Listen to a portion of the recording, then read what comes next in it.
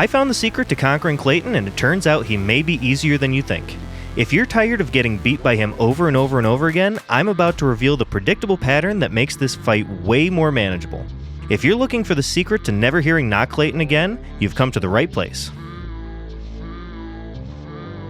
When you first step into this fight, you're immediately met by Clayton surrounded by a chaotic swarm of Power Wilds. Everybody knows you only need to defeat Clayton to move on, but trying to do that with this relentless swarm is incredibly difficult to manage. However, there are crucial strategies and contexts that you can employ to minimize damage and efficiently progress through this initial encounter, which is absolutely essential for the later, more challenging stages of this fight. Alright, so how do we actually get through this chaotic start and progress to the next phase? Here's what you need to do. First, lock onto Clayton. He's your main objective because depleting his health is what's going to get you to the next phase. Run up and give him a couple hits, but be careful because the Power Wilds are about to attack you from the sides. That's why a crucial key to this step is to not send Tarzan, Goofy, or Donald to attack Clayton. You want them to deal with the Power Wilds while you're dealing with Clayton. Now, even with your party members handling the Power Wilds, you'll still have to maintain situational awareness of what's around you so you don't get flanked. So stay locked onto him, and the most important thing is to keep the pressure on. This will help minimize the healing and jumping and give you more opportunities to deal damage. Speaking of opportunities, you're going to want to try and separate Clayton from the Power Wilds. Obviously, when you're in the thick of things, it's easy to get tunnel vision on Clayton and get attacked from the side. If you break him out of the herd, that's less of an issue and you can focus all your damage on him, speeding up the phase. Now here's something many players don't realize. The number of Power Wilds is finite. Once you beat them, there's no more Power Wilds. This is important because if you're sending Donald, Goofy, or Tarzan off to run interference with the Power Wilds, you're going to deplete their numbers as time goes on. So at the beginning of the fight, you're going to have to be hyper aware of the Power Wilds around you. But as the first phase moves on, that becomes less and less of a concern because there are fewer Power Wilds. Now here's the key to moving on to the next phase. Your goal is to reduce Clayton's health by a quarter. If you have the scan ability, you'll be able to see his health bar and track your progress. But if not, don't worry. Just keep dealing damage and you'll know you've succeeded when you move on to the next phase. The whole goal here boils down to getting out of this phase with the least amount of damage possible. This is going to set you up for success, making sure you have plenty of gas in the tank for future phases. Alright, let's take a step back and understand the big picture here. We've already covered Phase 1, where you just need to get through the chaotic start with Clayton and the Power Wilds, conserving as much health as you can. Now, Phase 2 is where the real strategy comes into play. Before we dive into the specifics, it's crucial to understand the Stealth Sneak's moves aren't random. They aren't triggered by anything that you do. Everyone knows that you have to dodge the first shotgun shot, but what most players don't realize is this isn't just a one-off attack. It's the start to a very specific and repeatable attack pattern. This phase, where Clayton rides the Stealth Sneak, is crucial because you have control of when you transition out of it. Your goal is to inflict as much damage as possible on the Stealth Sneak before moving on to Phase 3, where Clayton dismounts. So why is this important? Because the real challenge of this fight isn't defeating Clayton or the Stealth Sneak, it's dealing with them separately because now you're dealing with two enemies. If you enter Phase 3 with the Stealth Sneak at high health, you'll have to contend with Clayton's constant attacks while trying to take down the Stealth Sneak. This can be incredibly difficult, especially on earlier levels where just a few shots from Clayton can quickly end your run. By maximizing the damage you do to the Stealth Sneak in Phase 2, you'll significantly reduce the time it takes to beat him in Phase 3. You can then send your party members like Goofy, Tarzan, or Donald after Clayton to distract him and interfere with his attacks, allowing you to focus on the weakened Stealth Sneak, making the final phase that much more manageable. Now that we understand the strategic importance of this phase, let's dive into the specifics. The Stealth Sneak follows a strict sequence of moves throughout the entire phase, broken down into 4 distinct subphases. Understanding these patterns is absolutely crucial as you progress through them by landing a complete combo within each one. Mastering these progression triggers is key to dominating this encounter. Let's take a look at his moves. Throughout the fight, the Stealth Sneak uses 6 attacks. Understanding how to counter each one is vital. Tracking ranged attack. This attack follows your movements. To avoid damage, you'll need to dodge at the right time or quickly hide behind cover. He says right before using it. Forward range attack. This is fired in a straight line, making it much easier to dodge. Simply move to the side to avoid it. He'll say before using it. Charge attack. This attack is very quick. Dodge to the side to leave him vulnerable for a combo. Be careful because his back legs also deal damage. Laser hands. This attack has a significant windup, but it does track you. You'll have to dodge left or right at the correct time, or find an object to hide behind. Backswipe. Introduced when he becomes visible, he turns around and attacks with his back legs. A simple backwards roll will avoid this. Laser Eyes. This is the final new move the Stealth Sneak introduces, appearing only after Clayton's dismounted in Phase 3. It'll shoot a single laser from each eye. While it looks intimidating, this attack also presents a key counter opportunity. There's a specific safe zone directly in front of his face, between his eyes, where the lasers actually go around you. This leaves him wide open, allowing you to jump up and attack him directly without taking damage. It's a fantastic window to get in some crucial hits. He utilizes these attacks in a strict sequence throughout both the invisible and visible phases.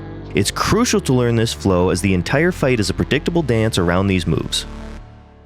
Now that you know his moves and overall pattern, let's put it into action, starting with Sub-Phase 1, the initial invisible phase. Your immediate goal is to get through Sub-Phases 1 and 2 as quickly as possible to reach a major damage opportunity. While you may be tempted to prolong this invisible phase by just not landing a full combo to chip away at his health, Clayton actually heals himself at the end of each loop, making it an uphill battle if you don't progress quickly. Here's the sequence. The fight starts with Clayton Shotgun Blast. Immediately dodge roll towards the camera to avoid it. Lock onto the Stealth Sneak and track his repositioning via his shadow. When he lands, dodge his charge attack to create an opening for your first full combo. Landing this combo will instantly shift the entire move sequence and transition you into Sub-Phase 2. This phase starts with another charge attack. Dodge it and land your second full combo. This is a crucial moment. Successfully landing the second full combo triggers a critical animation where the Stealth Sneak becomes visible, and more importantly, the fight will not move on towards the dismount. This is one of the two biggest opportunities in the entire fight to unleash multiple combos, dealing significant damage before the fight progresses on to the visible sub-phases. However, it isn't the most important one. What I'm about to show you is the most effective way to truly drain his health before we end up in Phase 3. It's important to understand that the visible phases act similarly to the invisible phases. There's 2 sub-phases, and you'll need to hit him with a full combo to move out of each one. These 2 sub-phases, when understood, unlock a powerful opportunity. This visible phase is arguably the most crucial for depleting his health.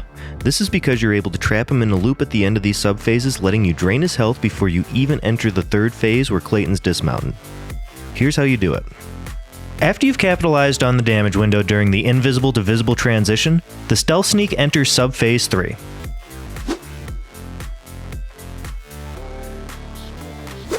This phase always begins with a backswipe attack, followed immediately by a charge attack. Your goal here is to quickly land your first full combo of the visible phase to progress. I always aim for an opening right after the charge attack, as this allows you to rapidly transition to the next sub-phase. Now let's move on to Sub-Phase 4. After you land your first full combo, he's going to start jumping around a lot. He's also going to do a lot of his long-range attacks up front. For the first handful of moves, I personally tend to find cover behind rocks or something similar during the initial ranged attacks. Then, I'll wait for the backswipe, knowing that the charge attack will follow. This is my cue to land a full combo and trigger the stun. So here's the key to the whole thing. After landing your full combo in Sub-Phase 4, the Stealth Sneak will become stunned. Normally, if you land another full combo during this stun, Clayton will dismount and you'll move on to Phase 3. But here's the critical part to the strategy. Don't land another full combo. Instead, hit him with just 1 or 2 attacks, but deliberately don't complete the third. If you never complete that combo, he won't move to the Clayton separation phase, allowing you to control the fight. After you've landed as many non-completing combos as you can during the stun, the Stealth Sneak will reset his stance, standing up and looking around. This is your cue. As he stands up, he's actually about to restart his move sequence from Sub-Phase 3 again. Before he can initiate his next full move, which will be the backswipe attack, immediately land another full combo on him. This will stun him again, allowing you to hit him with another round of non-full combos, bringing you right back to this critical point.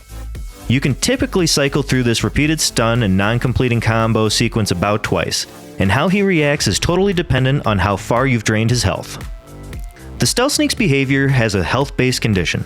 If his health isn't fully in the green yet, he'll revert back to Phase 1, becoming invisible. If this happens, simply repeat the initial invisible phase strategy, landing 2 full combos to make him visible and then attack him during the transition window. Once his health is fully in the green, however, he will begin transitioning into the dismounted Clayton phase, regardless of your actions, signaling the end of your loop opportunity. Essentially, the whole point of this loop is to set you up for the final phase by allowing you to deplete the Stealth Sneak's health as much as possible.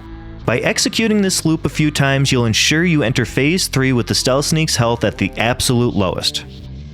Now you might be thinking, why not just stay in this loop forever and avoid the final phase? The reason is the Stealth Sneak is one of those unique enemies that forces you to progress. He won't die unless you enter this final phase. Even in Phase 3, there are specific objectives that you must complete regardless of the remaining health, and you'll still need to know his move list to avoid his attacks. All this loop did was put you in the optimal position to finish this fight, and I'm going to show you how to deal with what's next. With Clayton dismounted, you're now faced with managing both him and the Stealth Sneak independently.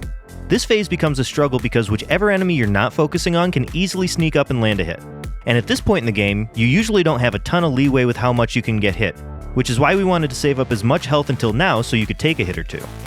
You only have to defeat Clayton to win, but this is easier said than done.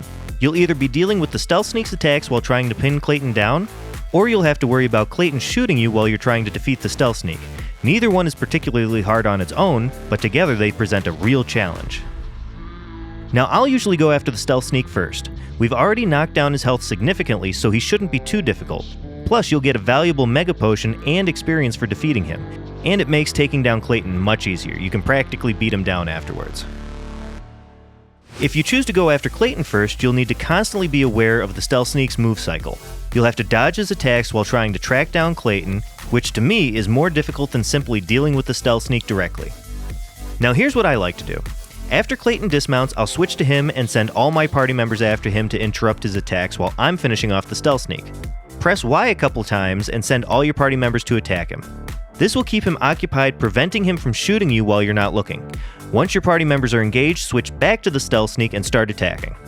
It's important to remember that you'll need to periodically switch back to Clayton throughout the fight and use the party commands to keep your party members attacking.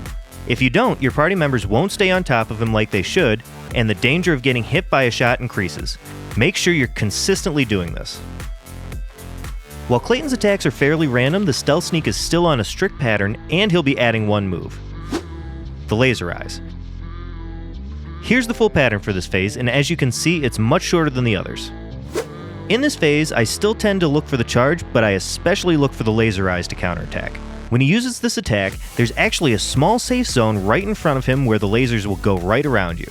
And on top of that, when he shoots his lasers, you're able to jump in between his eyes and attack him without getting hit. Just keep the pressure on him and make sure your party members are distracting Clayton, and the Stealth Sneak will be done in no time. Now that the Stealth Sneak is defeated, the fight is basically over. Clayton's very easy to corner without the Stealth Sneak, and you can simply lock on, stay close, and when you corner him, beat him into submission. And that's how you conquer Clayton and the Stealth Sneak.